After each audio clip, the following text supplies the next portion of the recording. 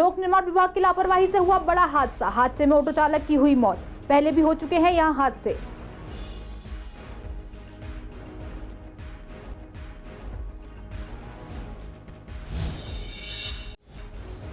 यमुना पार में माहौल बिगाड़ने की नाकाम साजिश। मंदिर के बाहर फेंका गया भैंस का सिर। पुलिस ने 2 व्यक्तियों को किया गिरफ्तार।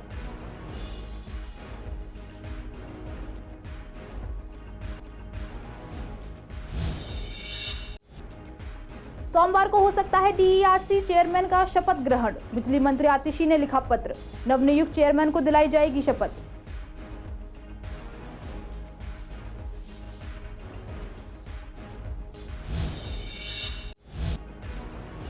आज है वर्ल्ड डॉक्टर्स डे। दीपक कैलाश हॉस्पिटल में डॉक्टर्स के लिए रखा गया कार्यक्रम।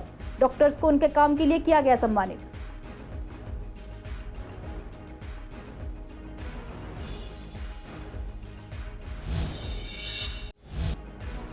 तेजी से बढ़ रही है महंगाई। घर की रसोई पर पड़ रहा है सबसे ज्यादा असर। मंडी में आधे दामों में मिल रहे हैं टमाटर।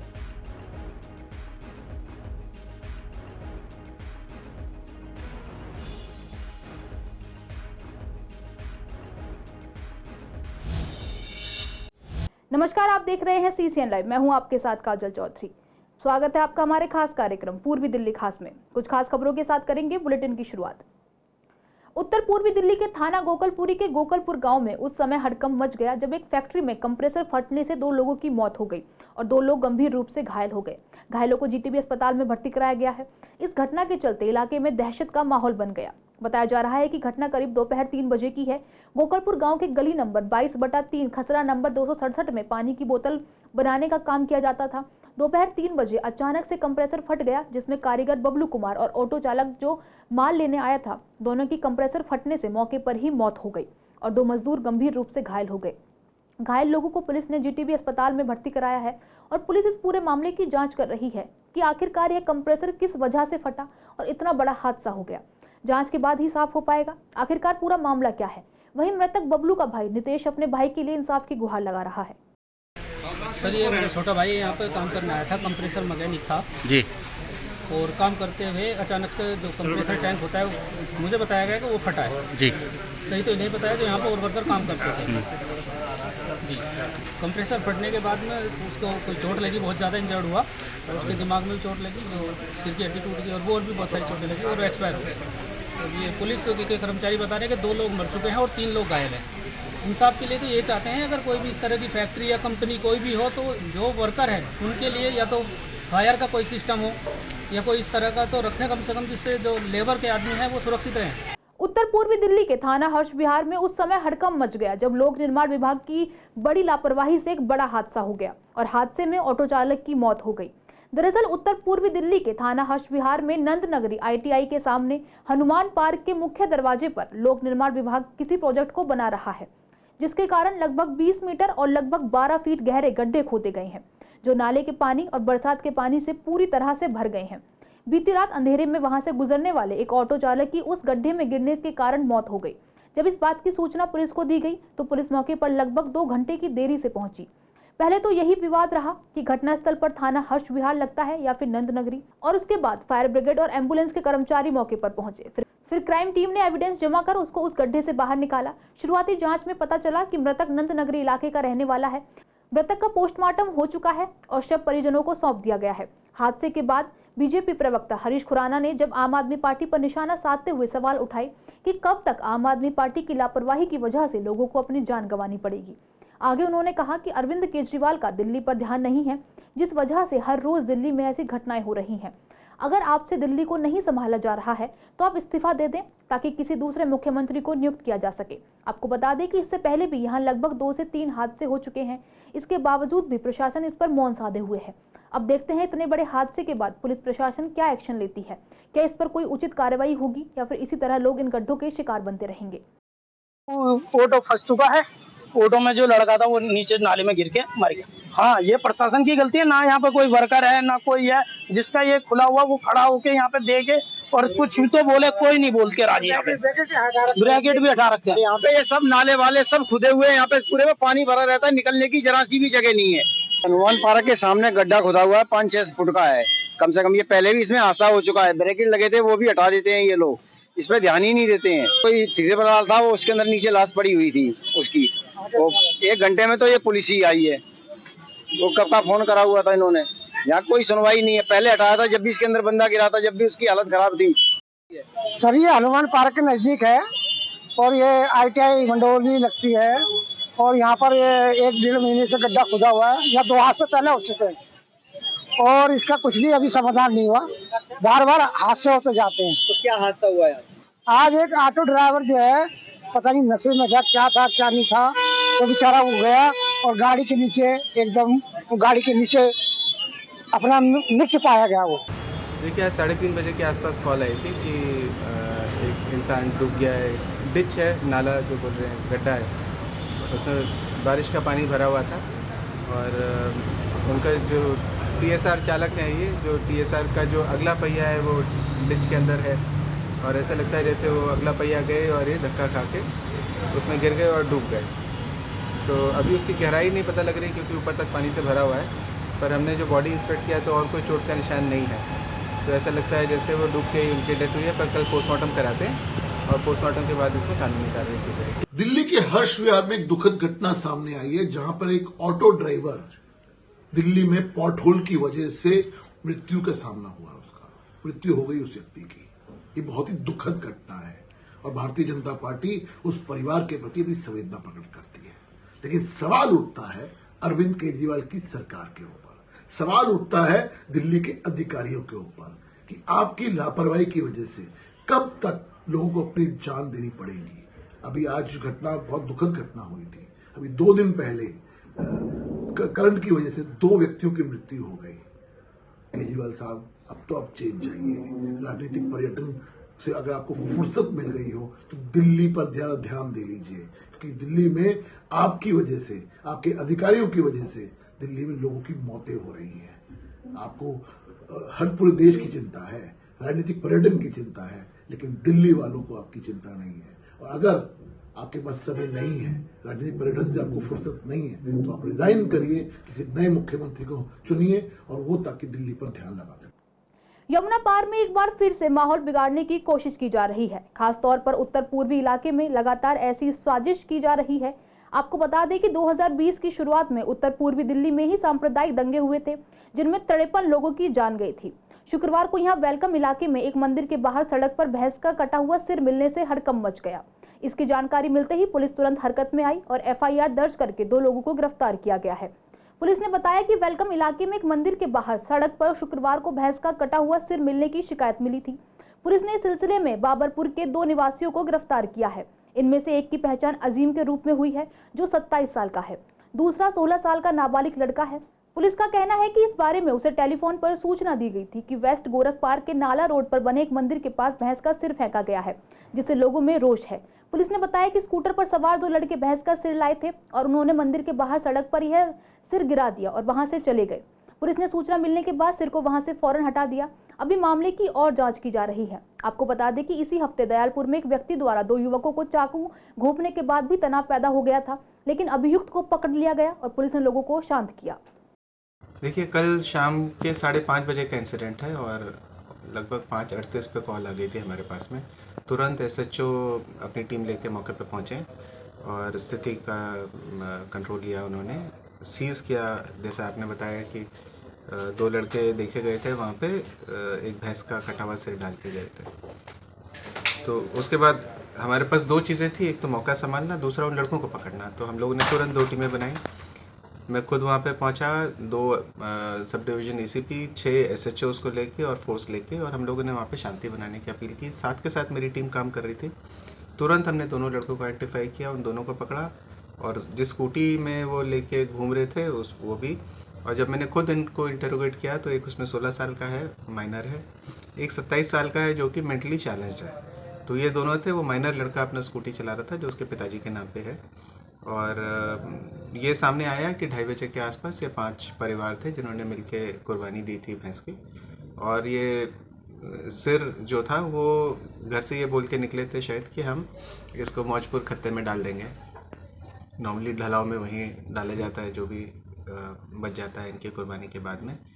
तो उसके बाद वो वहाँ जाते जाते सड़क पे गिरा गए वो लोग और हमने तुरंत इनको पकड़ लिया था। हमने केस दर्ज किया है। दिल्ली बिजली मंत्री आतिशी ने दिल्ली विद्युत विनियामक आयोग के चेयरमैन को 3 जुलाई को शाम 6 बजे या मंगलवार को दोपहर बाद किसी समय शपथ ग्रहण कार्यक्रम आयोजित करने के लिए पत्र लिखा है। इसमें हो रही देरी पर नाराजगी जताते हुए उन्होंने दावा किया कि पावर डिपार्टमेंट के अधिकारियों ने उनसे कोई संपर्क नहीं किया। अधिकारियों ने सीधे रिटायर्ड जस्टिस उमेश कुमार से संपर्क करके उनकी उपलब्धता के बारे में जानकारी ले ली और उन्हें शपथ के लिए बुला लिया। इसके बाद उनके दिल्ली आने के बाद और 3 से 4 दिन यहाँ रुकने के बाद भी शपथ ग्रहण कार्यक्रम नहीं हुआ। आपको बता दें कि 21 जून को इलाहाबाद हाई कोर्ट के सेवानिवृत्त न्यायमूर्ति उमेश कुमार को DIRC का चेयरमैन नियुक्त किया गया था, लेकिन उन्होंने अभी तक वह शपथ नहीं ली है। उपराज्यपाल ने 27 जून को भी दिल्ली सरकार को पत्र लिखकर DIRC के नवनियुक्त चेयरमैन को शपथ दिलाने को कहा था। इसके बारे में जब हमारे संवाददाता मोहित शर्मा ने दोनों पक्षों यानी बीजेपी और आम आदमी पार्टी के नेताओं से बात की तो उनके इस पर अलग अलग मत सामने आए हैं। जब हमने बीजेपी विधायक ओम प्रकाश शर्मा से बात की तो उनका कहना था कि जिस तरीके से आम आदमी पार्टी मीडिया में आए दिन छाए रहती है, काम कुछ करती नहीं है। वहीं विधायक ने यह भी कहा कि हम देशभक्त हैं और आम आदमी पार्टी टुकड़े टुकड़े गैंग से ताल्लुक रखती है। वहीं दूसरी तरफ आम आदमी पार्टी के विधायक SK बग्गा ने बताया कि हम लोग लोगों के लिए काम करते हैं, बीजेपी हमें काम करने नहीं देती और इस वजह से हमें या तो जांच करानी पड़ती है या फिर कोर्ट का दरवाजा खटखटाना पड़ता है। DIRC के चेयरमैन के शपथ के लिए इसमें जांच का कोई घोटाला हो गया है? क्या दिक्कत है? किस बात की जांच हो रही है? वो टैक्स वो सब्जेक्ट तो पता लगे। ये हमेशा फोकस में रहने के लिए मीडिया की अटेंशन चाहते हैं और इसलिए अनाप शनाप जो मर्जी बोलते हैं, जिन बातों का कोई औचित्य नहीं होता। अरे भाई, एक एडमिनिस्ट्रेटिव फैसला है। जो सरकार है, सरकार के, केंद्र सरकार के और स्टेट गवर्नमेंट के अपने अपनी दायित्व होते हैं, उनकी अपनी अपनी सीमा और सामर्थ्य होती है, उसके अनुसार लोग काम करते हैं। हमारा जो काम करने का तरीका है, हम लोग देशभक्तों के साथ रहते हैं, वो टुकड़े टुकड़े गैंग के साथ रहते हैं, तो हमारा उनका तो निश्चित रूप से वैचारिक मतभेद है। ये गलत कह रहे हैं कि हमारे को मीडिया में आने का शौक़ है। जब गलत काम होगा तो उसके लिए कहाँ जाएंगे? मीडिया एक ऐसा सोर्स है जो पब्लिक को जोड़ती है और सच्चाई बताती है। तो इस पर ये लोग ऐसा बयान दें, ये बयान गलत है, मैं इसकी निंदा करता हूँ। क्योंकि आने का मतलब ये नहीं कि मीडिया में आप हर चीज़ के लिए, मीडिया में हम लोग जाते हैं इसलिए कि पब्लिक को पता लगे। चीज़ ने जाँच बिठाई है, उसकी रिपोर्ट आएगी, पता लगेगा। ये तो मन मर्जी कर रहे हैं। हम देखिए, हर जो एक राइट है हमारा, मतलब उस पर भी सब जगह ही अपने ऐसे लोग बिठा रहे हैं, मतलब जिससे काम में रुकावट आ रही है, पब्लिक दुखी हो रही है और इसका रिजल्ट अभी आपको 2024 में मिलेगा। इनके पक्ष में वोट नहीं पड़ेंगे, लोग खिलाफत करेंगे इनकी। नेशनल डॉक्टर्स डे हर साल 1 जुलाई को मनाया जाता है। यह दिन स्वास्थ्य क्षेत्र में काम करने वाले सभी डॉक्टर्स को समर्पित होता है, जो हर परिस्थिति में अपना फर्ज निभाते हुए मरीजों का इलाज करते हैं। भारत में नेशनल डॉक्टर्स डे को मनाने की शुरुआत 1991 में हुई थी, जिसके बाद से हर साल 1 जुलाई को नेशनल डॉक्टर्स डे मनाया जाता है। डॉक्टर्स डे के उपलक्ष्य में कैलाश दीपक हॉस्पिटल में आज डॉक्टरों के लिए कार्यक्रम किया गया, जिसमें हॉस्पिटल ने डॉक्टरों को सम्मानित किया गया और गुलाब के फूलों के साथ डॉक्टर्स को शुभकामनाएं दी गई। साथ ही सभी डॉक्टरों को उनके कामों के लिए सम्मानित किया गया और कार्यक्रम में कुछ लकी विनर्स को गिफ्ट भी दिए गए। हमारा आज का प्रोग्राम रखा गया था डॉक्टर्स डे के लिए। 1 जुलाई जो डॉक्टर्स डे के रूप में मनाया जाता है, ये डॉक्टर बिधान चंद्र रॉय जी का जन्मदिन है। इंसिडेंटली 1 जुलाई 1886 को इनका बर्थ हुआ था और 1 जुलाई 1962 के दिन ही उनकी डेथ हो गई थी और सन 1948 से लेकर 1962 तक ये वेस्ट बंगाल के चीफ मिनिस्टर भी रह चुके हैं। हम इन्हीं को सेलिब्रेट करने के लिए आज का दिन डॉक्टर्स डे के रूप में डिसाइड किया गया था और मैं आज के दिन सब डॉक्टर्स को सबसे पहले तो हार्दिक धन्यवाद देना चाहती हूँ। ये वो लोग हैं जो हमारी कम्युनिटी के लिए इतना कुछ करते हैं। आज समय आ गया है, बहुत सारे लोग इस प्रोफेशन को उतना अप्रिशिएट नहीं करते हैं, लेकिन हेल्थ केयर से जुड़े रहने के कारण हमने देखा है किस तरह से डॉक्टर्स ने कोरोना काल में और बहुत सारी गंभीर इस तरह की परिस्थितियों में हम सबका साथ दिया, हम सबको जीवन दान दिया है। मैं लोगों को ये संदेश देना चाहूँगा कि डॉक्टर्स डे के साथ साथ ये टीम वर्क है। मेरे खुद एक अच्छे डॉक्टर होने के साथ साथ मुझे एक अच्छी नर्स भी चाहिए, हॉस्पिटल का सपोर्ट भी चाहिए, इंफ्रास्ट्रक्चर भी चाहिए। तो पेशेंट को अच्छी तरह से राजी खुशी करने में हेल्थ केयर में सभी वर्करों का योगदान है। डॉक्टर उसमें अग्रसर हैं, लेकिन सबका इकट्ठा योगदान होता है, तभी हेल्थ में, आपके हॉस्पिटल में चलने में, आपके रिजल्ट में उसको दिखता है। मैं ये कहना चाहूँगा डॉक्टर्स डे के ओकेजन के ऊपर कि हम सब स्वस्थ रहें और हमेशा लाइफ में आगे बढ़ते रहें, खुश रहें, आबाद रहें। महंगाई का सीधा असर घर की रसोई पर पड़ता है। ऐसे में अगर रसोई में इस्तेमाल होने वाली चीजों के दाम लगातार बढ़ते रहेंगे तो तकलीफें और अधिक बढ़ जाएंगी। ऐसे में टमाटर के बढ़ते दामों ने लोगों को परेशान किया हुआ है। वहीं जब हमारी संवाददाता सोनिया शर्मा ने बाजारों का जायजा लिया कि क्या सिर्फ रेहड़ी वालों के पास ही सब्जियां महंगी मिल रही हैं, तो देखने में आया कि थोक की मंडी में तकरीबन आधे रेट पर टमाटर बिक रहे हैं। यहाँ टमाटर 40 से 80 रुपए तक मिल रहे हैं, जिससे बाहर रेहड़ी वाले 100 से 120 तक बेच रहे हैं, जो कि काफी महंगा पड़ता है। वहीं लोगों का कहना है कि रेहड़ी वाले काफी ज्यादा मार्जिन लेके चलते हैं, जो कि आम आदमी की जेब पर काफी असर डालती है। यहाँ पे टमाटर 80, 120 नहीं, ऐसा कुछ नहीं है। कभी अब जहाँ से सही लगता है वहीं से ले लेते हैं।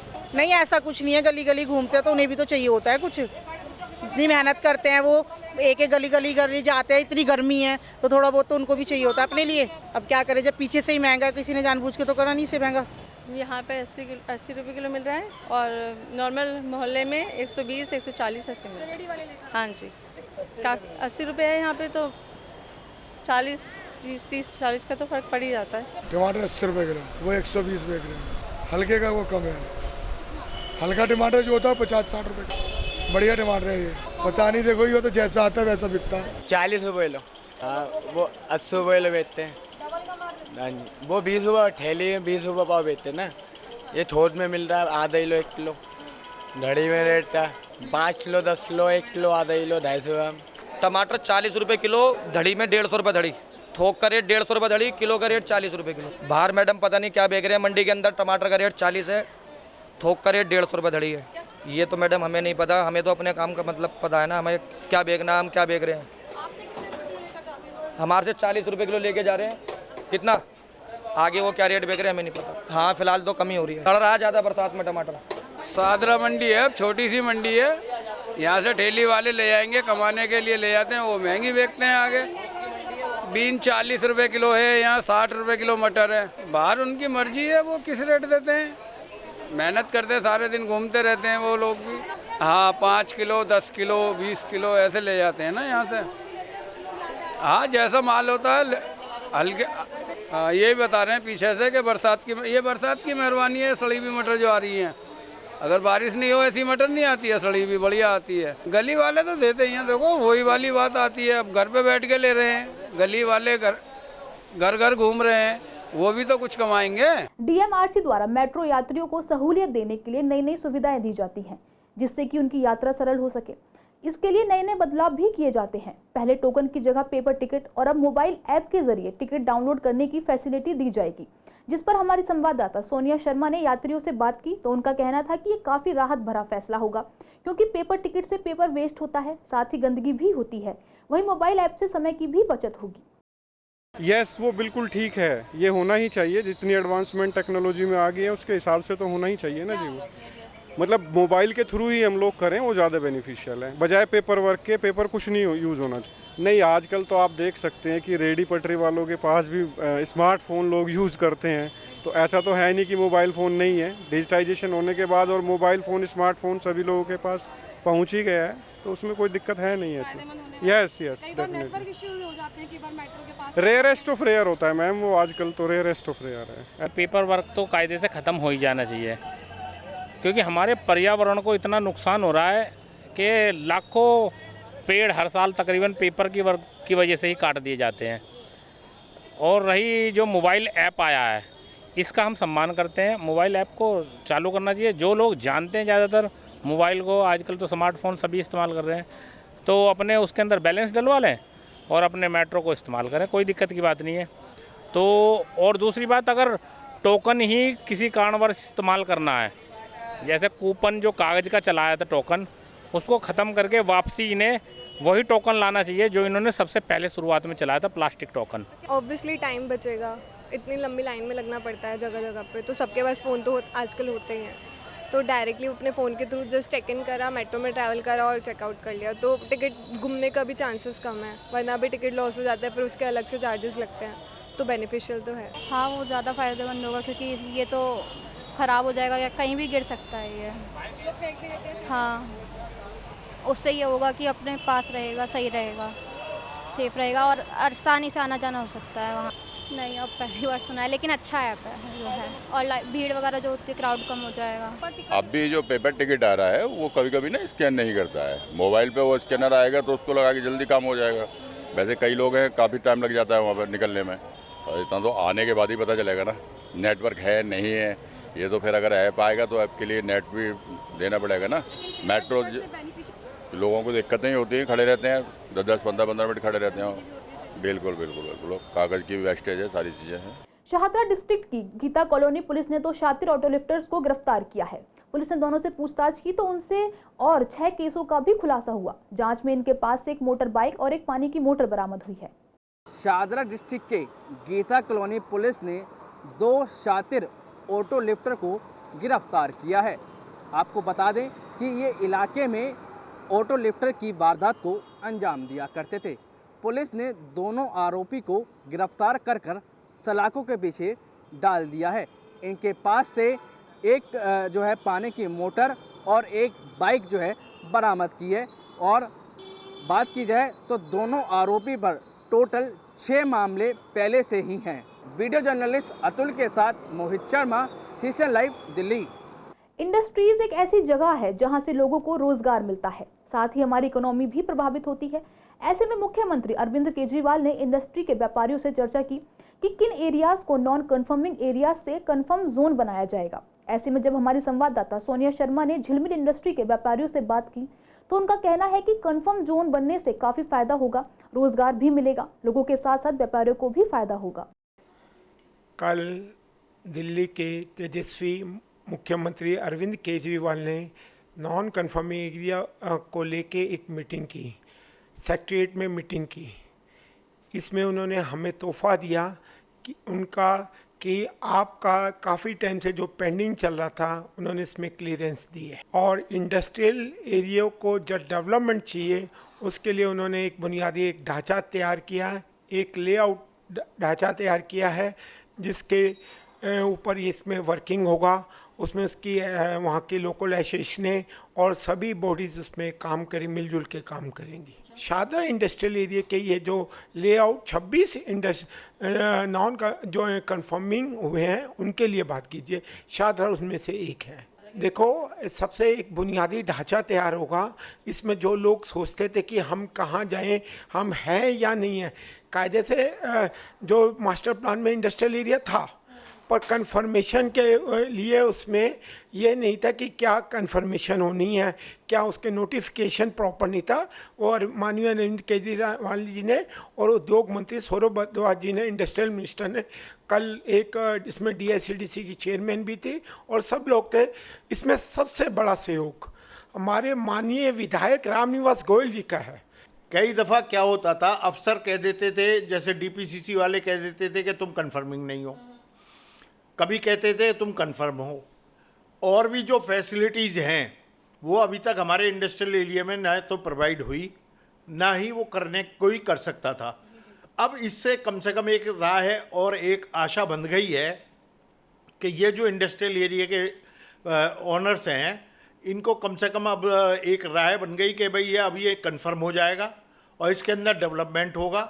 जो भी इनके लिए बाधाएं हैं या जो रीडेवलपमेंट कहलाता था वो अब कन्फर्मिंग में कहलाएगा। जैसे कि झिलमिल का स्टेटस है और फ्रेंड्स कॉलोनी का स्टेटस है या और इंडस्ट्रियल एरिया के दिल्ली में स्टेटस है, ये उन स्टेटस में गिना जाएगा। अब ये सेकंड पार्ट्स में नहीं गिना जाएगा कि भाई ये जो है रीलोकेशन वाले हैं या उस तरह के हैं, उस तरह के उसमें नहीं गिना जाएगा, ये पक्के इंडस्ट्रियल एरिया में गिना जाएगा। पूर्वी दिल्ली के श्याम एनक्लेव में पिछले 3 दिनों से एक पेड़ टूटा हुआ है जो टूटने की वजह से आधे रोड पर गिर गया है, जिसकी वजह से वहां काफी दिक्कतें हो रही हैं। स्थानीय लोगों ने बताया कि कुछ दिन पहले जो बारिश हुई थी उसकी वजह से ही यह पेड़ टूट गया था। टूटने के बाद रोड पर गिरने की वजह से रोड सिंगल लाइन रह गया है, आने जाने के लिए एक ही लाइन रह गई है, जिससे जाम लगता है और एक तरफ से आने पर दूसरी तरफ की गाड़ियां नहीं दिखती, जिस वजह से एक्सीडेंट होने का डर भी बना रहता है। 3 दिन होने के बावजूद प्रशासन ने इसकी तरफ कोई सुध नहीं ली है और न ही पेड़ वहां से हटवाया गया है।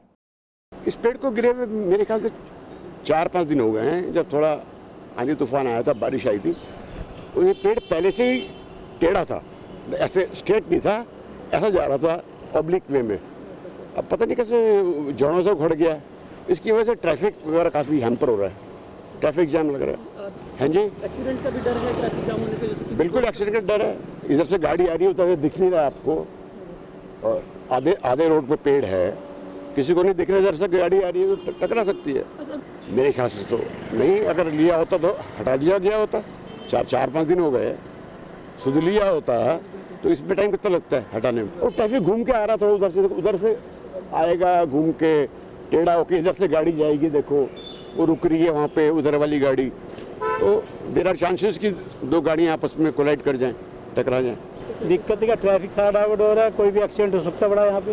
ये बाहुबली सामने है, श्याम बैंक के लिए सामने ही है। इतनी बरसात की वजह से ये पहले झुकना चालू हुआ था, धीरे धीरे शाम को तो काफ़ी जाम हो जाता। शाहदरा स्पेशल स्टाफ पुलिस के हाथ अहम कामयाबी लगी है। पुलिस ने बंदूक की नोक पर डकैती का एक मामला सुलझाया और एक बालक और एक किशोर सहित 2 व्यक्तियों को गिरफ्तार किया।